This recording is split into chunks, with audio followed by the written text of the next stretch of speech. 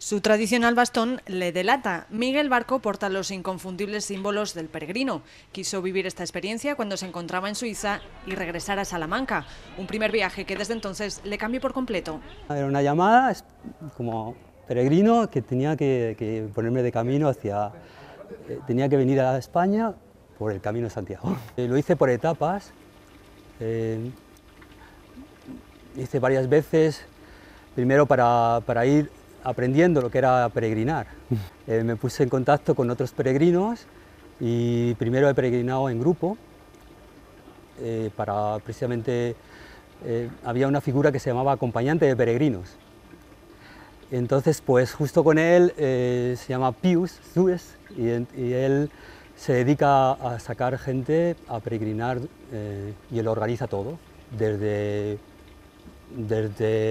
llevar la mochila en el autobús, tenerte un sitio para pernoctar. Él lo hace, pues, un día duermes en un hotel, otro día un poquito en un albergue más, ¿sabes? Que no sea todo el día así lujoso, sino que la dureza del peregrino lo sienta en su piel. Comenzó a descubrir cómo afrontar algunas de las adversidades del camino, la lluvia, el frío o el calor y por supuesto el cansancio, así como la importancia de descansar en los albergues. Los albergues, sobre todo de Saint-Jean-Pied-de-Port, que está más en los Pirineos franceses hasta aquí, pues hay una red de albergues en los que te puedes pernoctar y quedarte a dormir.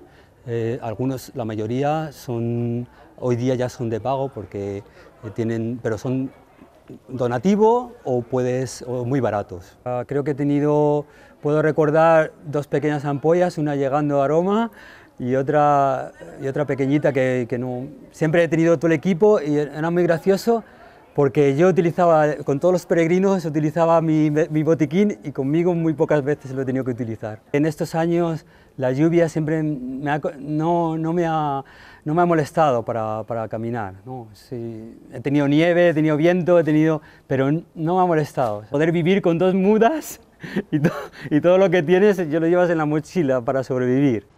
Durante su primer viaje conoció a personas de diferentes edades y países. Confiesa que la dureza del camino no la sintió hasta que no estuvo solo. Sin embargo, la experiencia fue tan gratificante que decidió repetir, esta vez en bicicleta. Un recorrido de 8 días en bicicleta, desde Le Puy en Velay, esto es más o menos en el centro de Francia, hasta la frontera, hasta Saint-Jean-Pied-de-Port, que está en la frontera de Francia con España. Tienes que ir todo el rato pendiente del tráfico, pendiente de la carretera, entonces tienes poco tiempo para hablar con los peregrinos. Descubrió el camino en bicicleta, pero no lo apreció. Caminar para Miguel es mucho más gratificante, por eso su siguiente ruta quiso hacerla a pie. Se trata del camino francés, que es el que todo el mundo conoce, y claro, ahí yo creo que fue cuando tomé conciencia de lo que es ser un peregrino, ¿no? Pero claro, necesité la otra parte, las experiencias anteriores para reconocer la dureza de una peregrinación. Tomar conciencia de lo que es estar con una mochila, tener todas tus cosas y depender de una mochila, ¿no? Y también quise caminar solo. Tras descubrir qué significa ser un peregrino, Miguel optó por recorrer la península e ir a Roma, uno de los grandes destinos de peregrinación cristiana en el mundo, un viaje en el que no faltaron las anécdotas. Cuando yo lo hice, que fue en el 2007, pues como que se estaba grabando, no estaba todavía el camino marcado y teníamos me daban algunos hospitaleros me daban pegatinas para que las fuera yo pegando en las zonas donde iba a ir el camino. Finalizar cada ruta suponía para Miguel marcarse otro reto, por eso no podía faltar la Vía de la Plata, un recorrido muy especial ya que Salamanca era parada obligatoria y coincidía con el año Xacobeo. Me planteé pues ir desde Sevilla y hacerlo completo, ¿no? Desde Sevilla hasta Santiago y después Finisterre. Ir a Sevilla durante la Semana Santa, que lo hice en marzo, entonces era muy bonito, ¿no? Y luego después, pues bueno, cruzar toda Extremadura, me recuerdo que era un jardín de flores, ¿no? Extremadura, era como cruzar por un jardín de flores durante el mes de abril. Y bueno, y llegar aquí a mi casa, claro, Pues era pues muy cariñoso, ¿no? El recibimiento aquí de mis amigos y demás.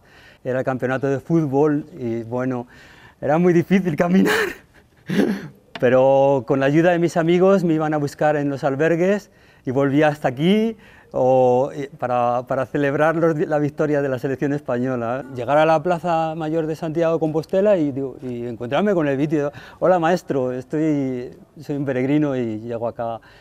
Ya me dijo pues mucho ánimo. Y de España a Portugal, el país vecino, donde supo que debía prepararse más concienzudamente para el viaje. Yo no tenía ni idea de portugués, normalmente pues me podía entender con toda la gente y ahí de repente pues no te puedes entender.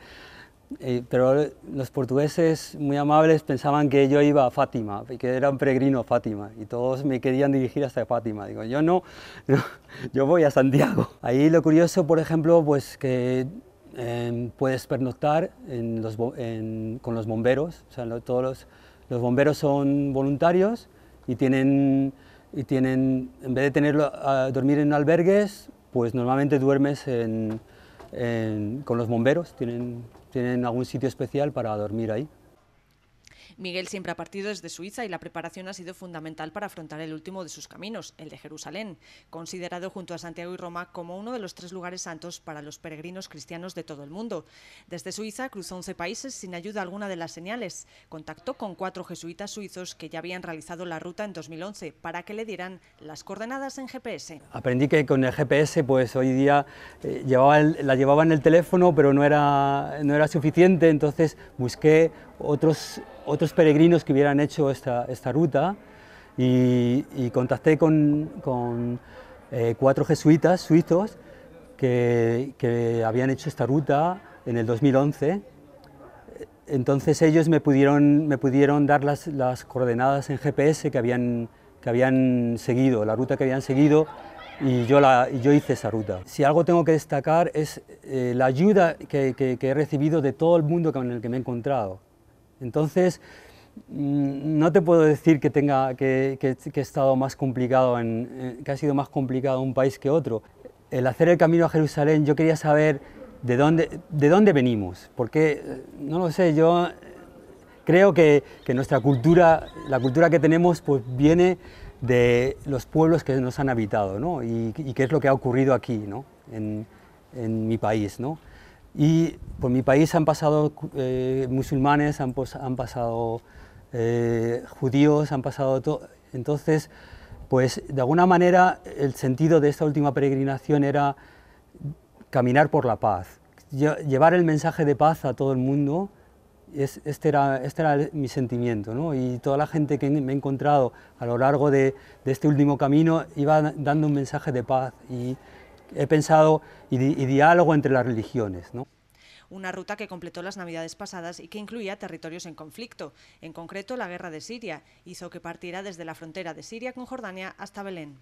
Yo no he tenido ningún problema más que pasar, por ejemplo, desde Jordania a Palestina, que tenía que estar más de 4 horas en la frontera y tenía que explicar cómo iba a hacer una peregrinación cuando todo el mundo se quería escapar de ahí, ¿no? de Jericó, por ejemplo, que era una ciudad muy complicada. Desde Jericó hasta Belén no son tantos días, ¿no? Pero el encontrarme después con otro peregrino y justo en el Monte Nebo, encontrarme con el primer peregrino en toda la vía, en toda la ruta casi de Jerusalén, me encontré 2 peregrinos, uno que venía en bicicleta, un coreano, y un alemán que venía también caminando, que hizo la ruta más o menos que hice yo.